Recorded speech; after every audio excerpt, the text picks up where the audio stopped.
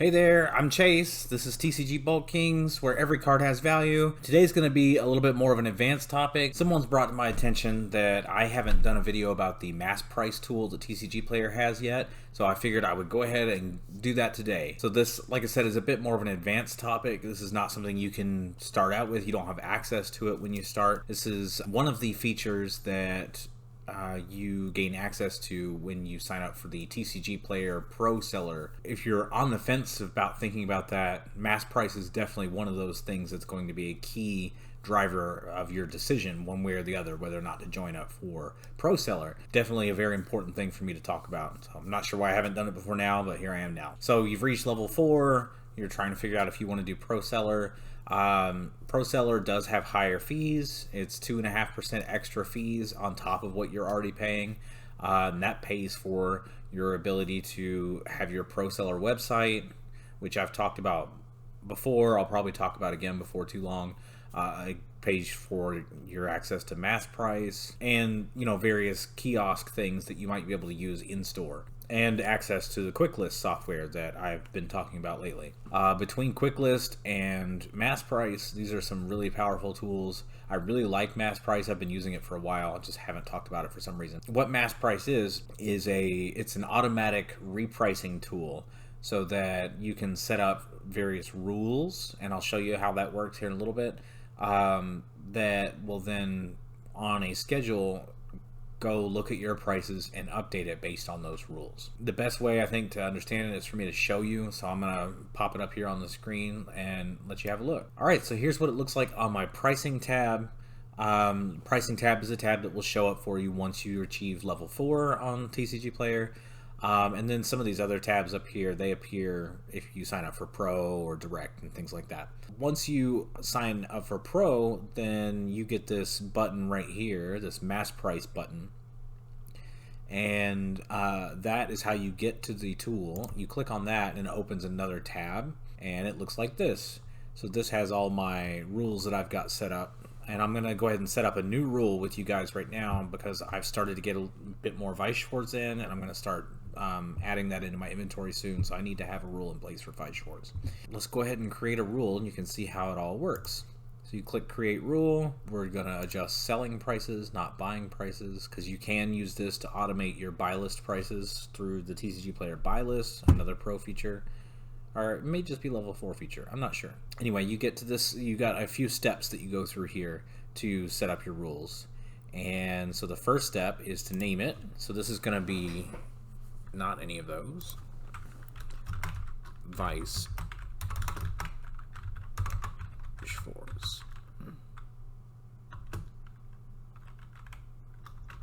Marketplace.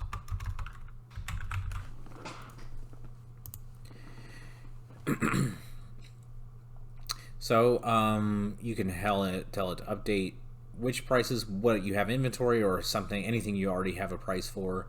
I tend to stick with any with price because I'm adding inventory constantly. If I sell out of something and then I add it again, a week later, the price will have continued to adjust because of this, and so when I enter it in, it'll be at the current price that I will want it at instead of having to wait some time to go through the marketplace price.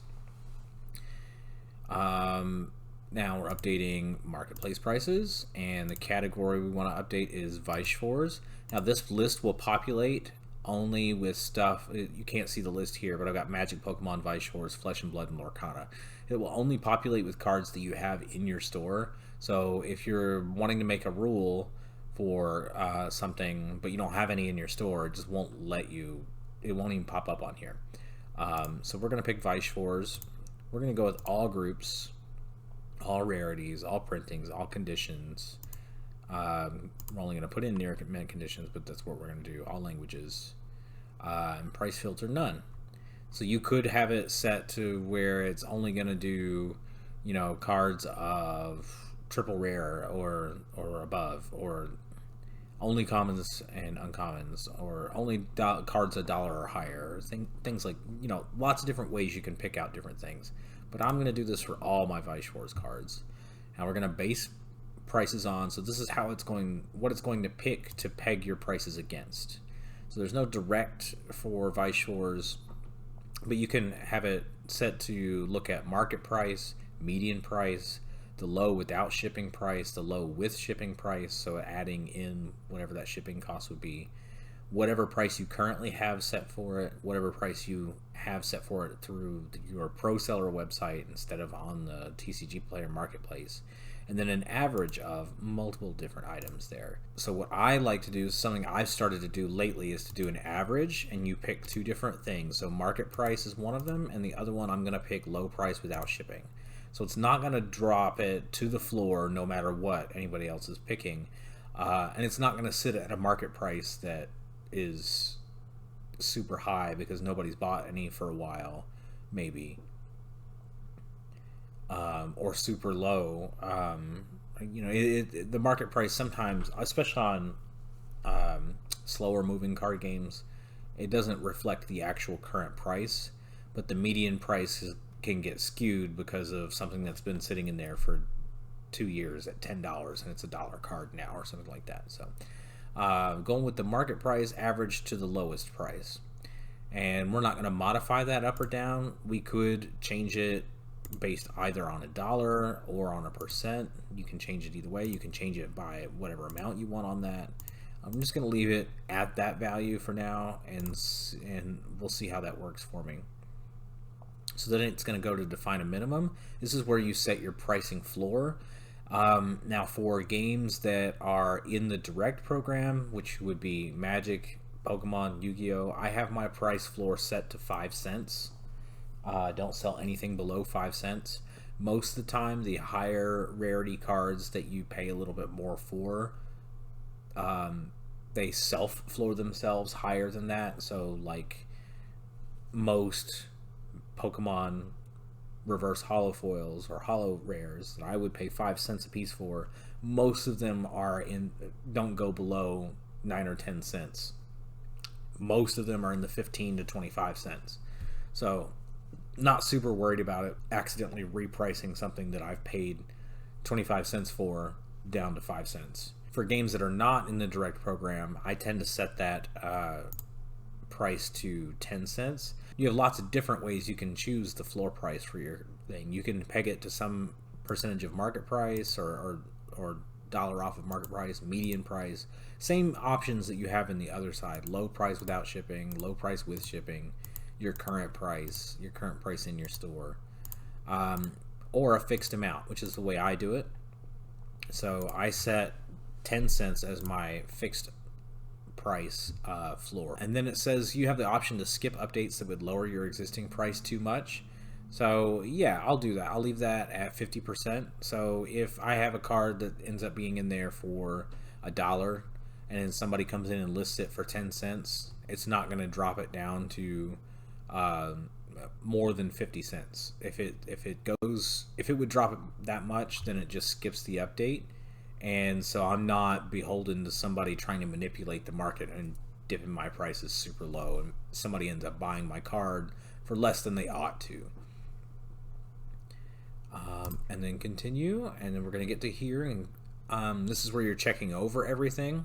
So again, this is all the options that we've picked over the last couple of pages, and then we have an option here to add a schedule, which I'm going to do.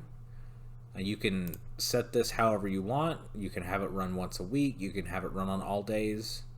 I think, yeah, you can pick it to run, whatever days you want, or just have it run all days. And you get to pick what time you want it to run. I'm going to pick this to run at 9:15 a.m. So it's going to run every day at 9:15 a.m. It's going to reset the prices based on those rules, and I'm going to leave it as active. You can have up to 15 active schedules.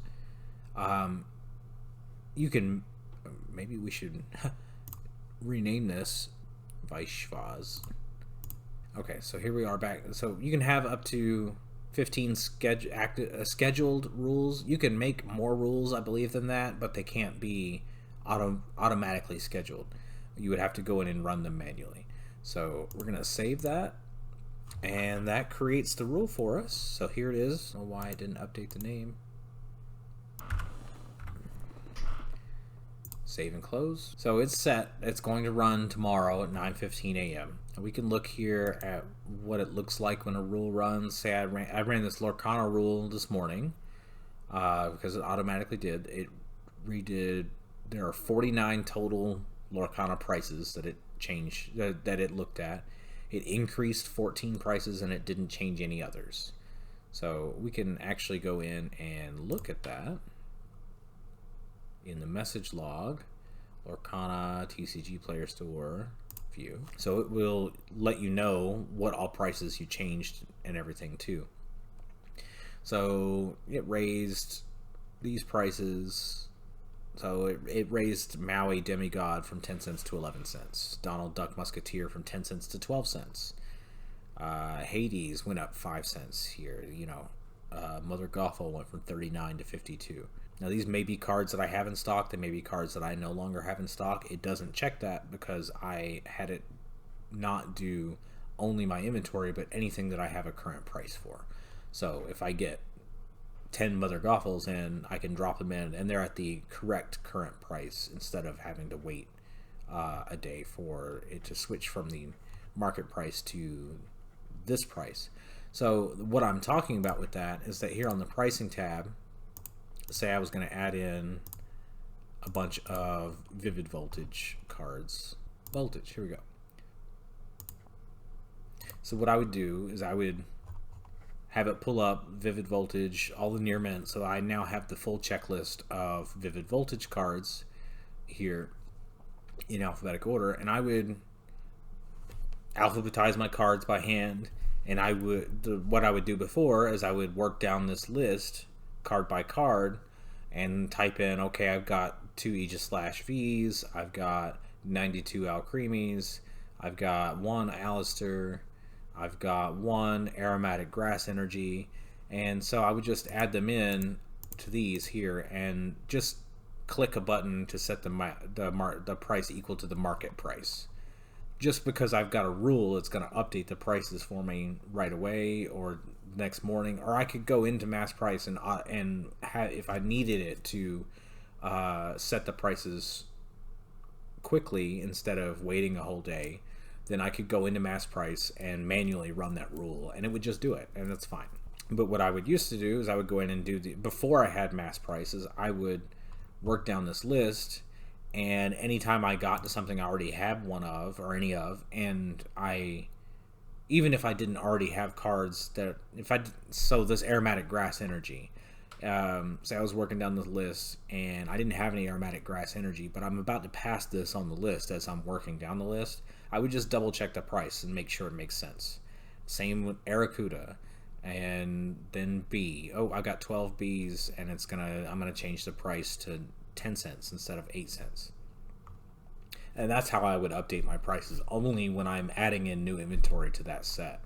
And you know, that worked some for sets that I would keep getting more and more in, but it didn't work very well for sets that that were slower moving or I got less stock of. It wasn't the best system. It was a kind of okay system, and definitely what you can do until you decide to join TCGplayer Pro.